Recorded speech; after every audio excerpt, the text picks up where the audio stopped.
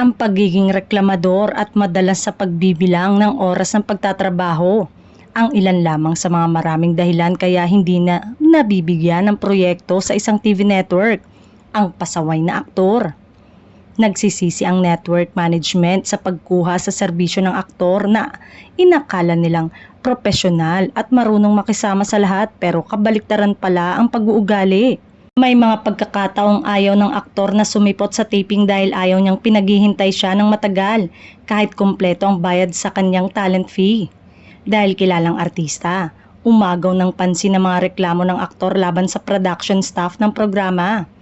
Ang balitang sinisiraan ng aktor ang sariling programa, kaya malabo nang masundan pa ang proyekto niya sa TV network na nagtiwala sa kanyang kakayanan at napaniwalang maayos siyang katrabaho.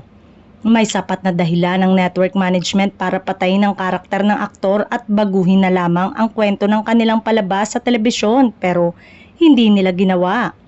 Nagdesisyon na lang silang hindi nabibigyan ng proyekto ang aktor kapag natapos na ang kanilang programa.